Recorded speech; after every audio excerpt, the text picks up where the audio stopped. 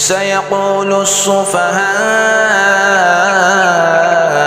من الناس ما ولاهم عن قبلتهم التي كانوا عليها قل لله المشرق والمغرب يهدي من يشاء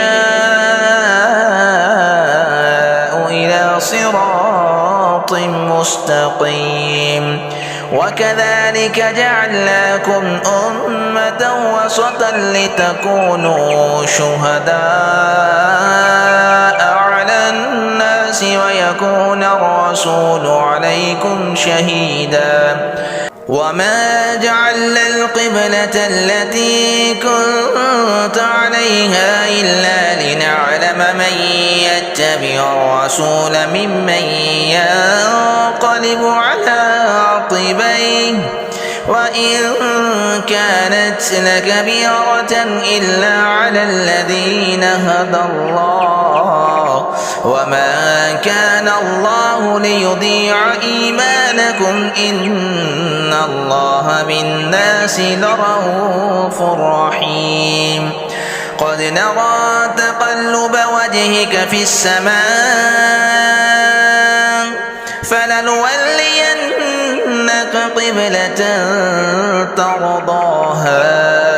فول وجهك شطر المسجد الحرام وحيث ما كنتم فولوا وجوهكم شطره وإن الذين أوتوا الكتاب ليعلمون أنه الحق من ربهم وما الله بغافل عما يعملون ولئن أتيت الذين أوتوا الكتاب بكل آية ما تبعوا قبلتك وما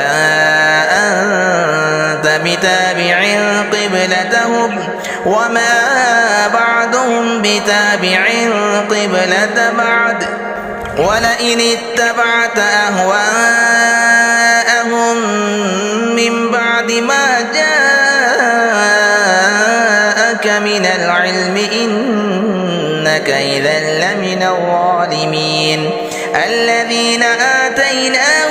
الكتاب يعرفونه كما يعرفون أبناءهم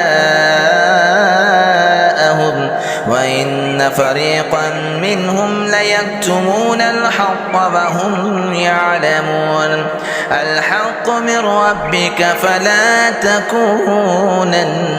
من الممترين